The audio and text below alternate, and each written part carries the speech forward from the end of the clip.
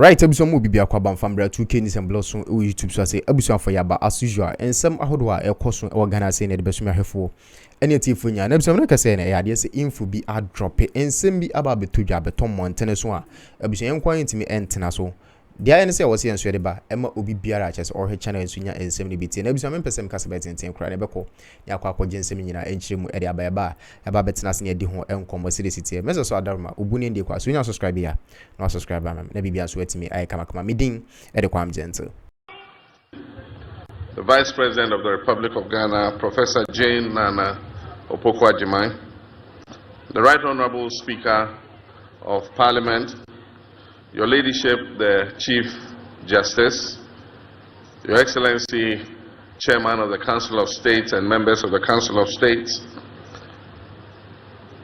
Your Excellency, President John Akuffo, former President of the Republic of Ghana, Your Excellency, President Nana Addo Akuffo Addo, former President of the Republic of Ghana, and our special guest, Your Excellency, President Jakaya Kikwete, former President of the United Republic of Tanzania, Ministers of State, Honorable Members of Parliament, Nime, Name, our traditional rulers, religious leaders, our service chiefs, our troops, school children, distinguished guests, ladies and gentlemen, friends of the media, and good people of Ghana. I wish you all a happy independence anniversary. 10 years ago, during the 58th independence anniversary, we implemented reforms to the annual Independence Day parade. This reform eased the burden of thousands of school children who march, sparing them from hours of standing in the scorching sun. They formed up on the parade ground only when it was time for their march past and presidential acknowledgement. A few years ago, the previous administration also implemented reforms, deciding to rotate the hosting of Independence Day celebrations among the regions of our country.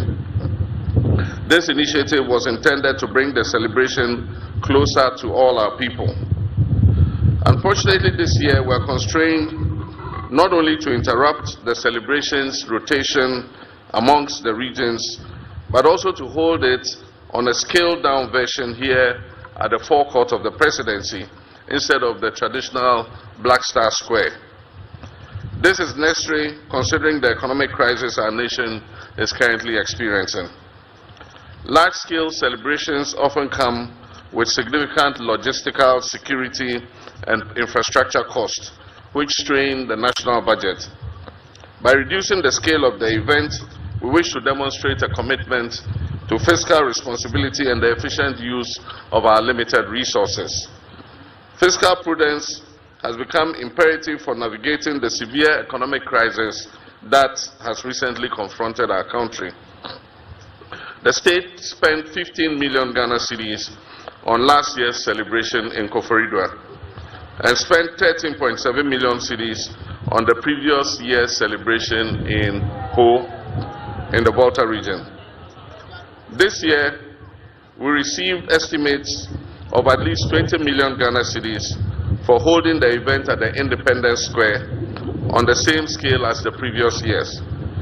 In a year when we are calling on all to sacrifice, including workers who have graciously accepted a base pay adjustment far below the rate of inflation, it is unconscionable to spend that kind of money on a few hours of celebration. Today's event would save us 95% of the estimated cost of the event. Nonetheless, this scaled-down celebration does not diminish the importance and significance of this occasion in any way. Ghana's independence is the single most important event in our history, as it sets out us on the path of nationhood. It is even more significant because it lit the flame of independence in sub-Saharan Africa by inspiring other countries yoked to colonial exploitation to seek independence and self-determination. This day must therefore always be commemorated, but when reality calls for a different approach, we must heed it and act accordingly. Moreover, hosting the celebration here at the presidency preserves the symbolic essence of Independence Day while demystifying the seat of government. Fellow compatriots, Independence Day celebrations serve as an opportunity for us to remember our nation's struggle for freedom and to honor the sacrifices of our forebears who led that struggle for self-rule. It reinforces our national identity, our unity and patriotism, while offering a moment for reflection on our progress and the challenges ahead.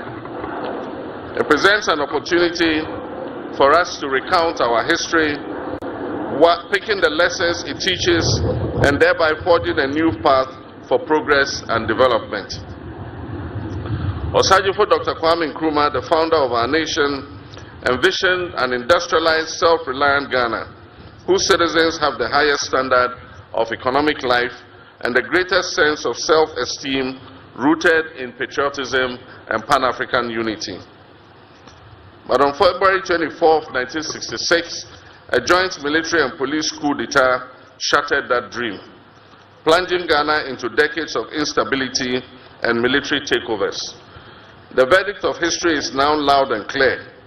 Declassified documents from the United States archives reveal that this was a coup inspired and engineered by the CIA. This remains the most regrettable and darkest moment in our nation's history. That moment sparked a series of historical events that have set us back and significantly delayed our attainment of the objectives of nationhood.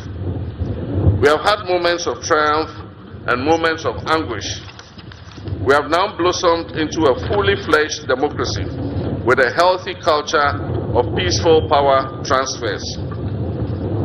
We must, however, remind ourselves that democratic participation transcends just the act of voting. It is fundamentally about accountability and the security needed to demand it.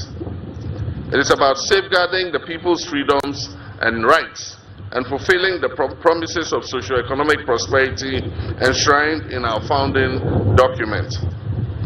Our history is complex, marked by struggle, resilience, and renewal. But through it all, one truth stands firm. The unbreakable will of the Ghanaian people has ensured that no matter the twists and turns, our democratic spirit endures and our destiny remains in our own hands. While we reflect on our journey, we must also review our standing today. We must assess our economic outlook, education and human resource development, natural resource management, national security, and our governance arrangements. It is essential for us to conduct a thorough review of our healthcare system, agriculture and food security, infrastructure and urban development, and the role of science, technology, and innovation. In this era of green transition, we must recognize our unique circumstance, that is a nation rich in natural resources, yet vulnerable to climate change, and we must chart a path that balances sustainability with economic growth. 18 years ago, as we marked our Golden Jubilee, 50 years of independence, we celebrated offshore gas and oil and gas discovery. It was a moment of great optimism, promising a new era of economic transformation and attracting significant investments into Ghana's petroleum sector. However, in recent years, poor choices have stunted our prospects and left us reeling from serious challenges. This stark reality, far from dampening our spirits, must spur us on to strive for rapid development. For if our forebears, armed with far less, did not permit their backs to be broken by a repressive and exploitative colonial administration representing an imperial power, how can we, their progenies, armed with far more, despair in the face of these challenges?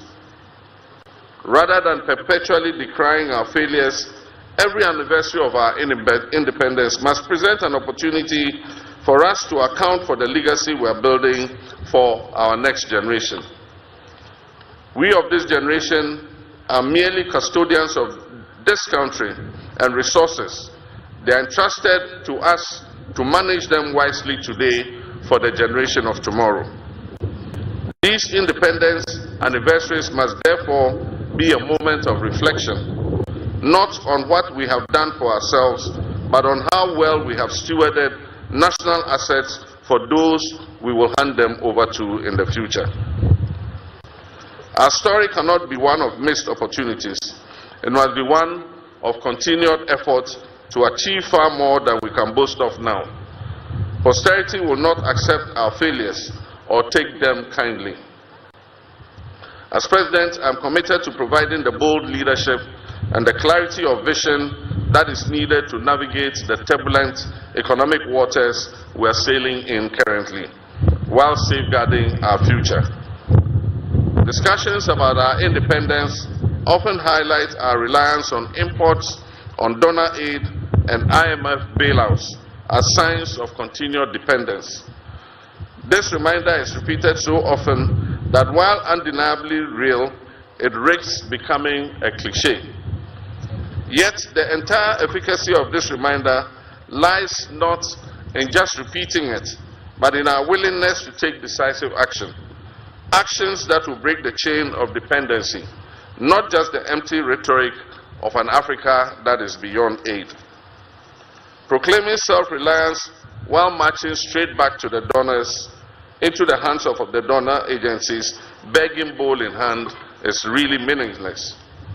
To break this cycle of dependence and reset our economy, my administration is formulating policies based on fiscal discipline and living within our means. We are striving to expand our economy to yield prosperity for all. And to do this, we must look within and make sure that we are raising revenue domestically. This administration is working to implement the 24-hour economy program to ensure that our economy never goes to sleep. This will allow us to create the necessary job expansion, boost productivity, increase our exports capacity and trade footprint, and also reduce our dependence on foreign aid. The US dollar $10 billion Big Push initiative will also modernize our infrastructure. It will create jobs. It will stimulate local industry, ensuring that our development is driven from within rather than funded from outside. Agriculture remains our biggest opportunity to reduce import dependence. With over $2 billion spent annually on food imports, the Agriculture for Economic Transformation agenda is structured to strengthen local agribusiness and ensure food security.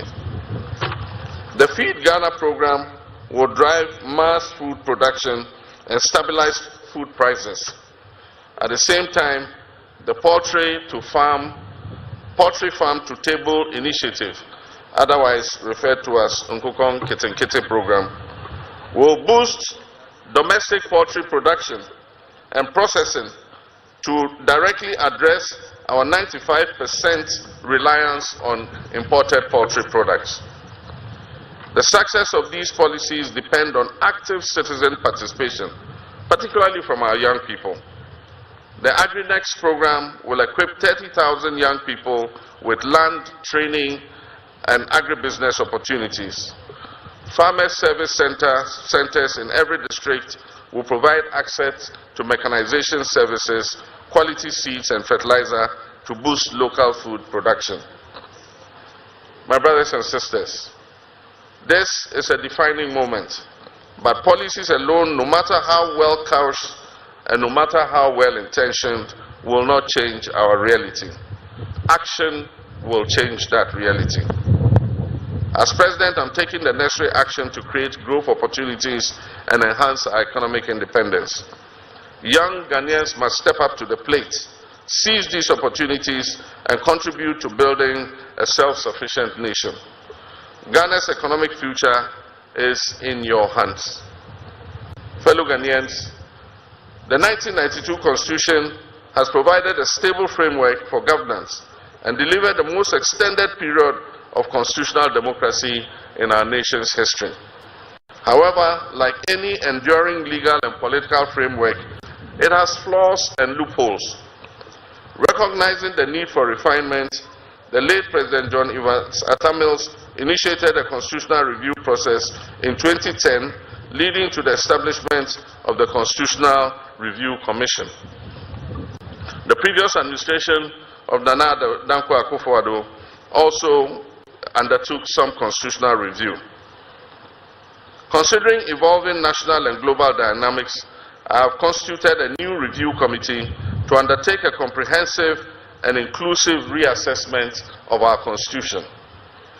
This endeavor is essential as the strength of our democracy, the integrity of our constitutional order, and the rule of law requires continuous renewal. We must not allow weaknesses in our governance framework to fester until they threaten national stability. Instead, we must take proactive steps to reinforce the very foundation of our democracy. I therefore urge all Ghanaians to participate in this process by submitting their recommendations and memoranda to the committee. This is an opportunity to ensure that our constitutional framework truly reflects the collective aspirations of the Ghanaian people and serves as a robust instrument for national progress. My brothers and sisters, Dr. Kwame Nkrumah understood the essence of unity, not only in Ghana but on the entire African continent, when he said, and I quote, "The forces that unite us are inherently and far greater than the divisions imposed upon us." In the spirit of unity and brotherhood that this independence represents, I wish to speak directly to you, my brothers and sisters, in Boko and everywhere in our land where conflict is raging.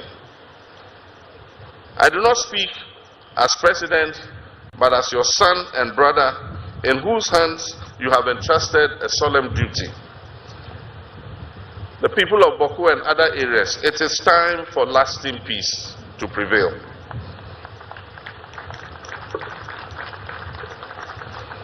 Our children deserve to inherit a peaceful land where their dreams are nurtured, not where their nightmares are relived.